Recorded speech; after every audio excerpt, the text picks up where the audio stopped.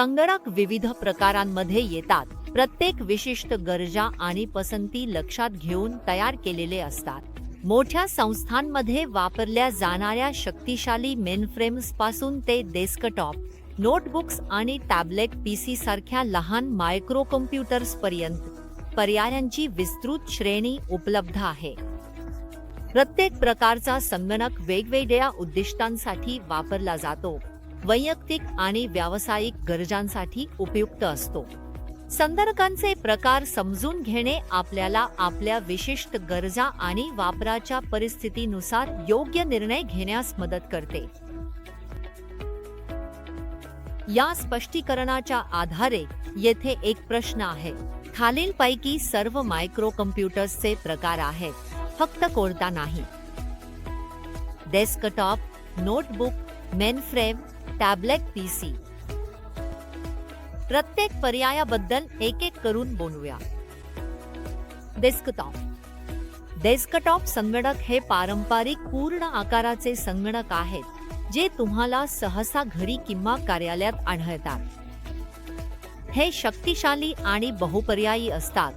साध्या word processing पासून ते क्लिष्ट ग्राफिक डिझाइन आणि गेमिंग पर्यंत विविध कामे करण्यासाठी डिझाइन केलेले असतात.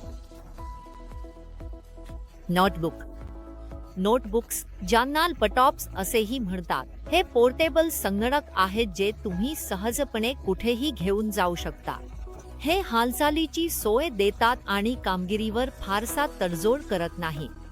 नोटबुक्स विद्यार्थ्यांसाठी, व्यावसायिकांसाठी आणि सतत प्रवासात असणाऱ्यांसाठी आदर्श आहेत. Tablet PC. टॅबलेट पीसी हे हलके, पोर्टेबल उपकरणे आहेत जे संगणकाची कार्यक्षमता आणि टचस्क्रीन इंटरफेसची सोय एकत्रित करतात. हे इंटरनेट ब्राउजिंग, ई-बुक्स वाचणे, व्हिडिओ पाहणे आणि अगदी स्टायलसने चित्र काढणे किंवा नोट्स घेण्यासाठीही उत्तम आहेत. मेनफ्रेम्स. तथापि, एक प्रकारचा संगणक जो मायक्रो कॉम्प्युटर मानला जात नाही तो म्हणजे मेनफ्रेम.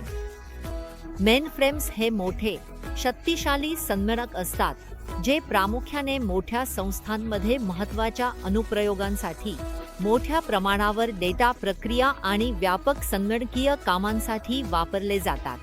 हे प्रचंड प्रमाणात डेटा हाताळण्यासाठी डिझाइन केलेले असतात आणि ज्या ठिकाणी विश्वासार्हता आणि सुरक्षा अत्यंत महत्त्वाची असते, जसे की बँकिंग, सरकारी संस्था आणि मोठ्या उद्योगांमध्ये, तिथे वापरले जातात. म्हणून या प्रश्नासाठी योग्य पर्याय म्हणजे मेनफ्रेम.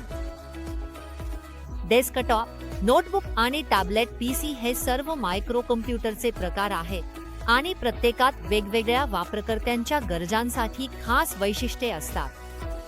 पर मेनफ्रेम्स हे त्यांच्या आकारामुळे, गुंतागुंतीमुळे आणि मोठ्या प्रमाणावर वापरल्या जाणाऱ्या विशिष्ट कारणांमुळे मायक्रो कॉम्प्युटर नाहीत.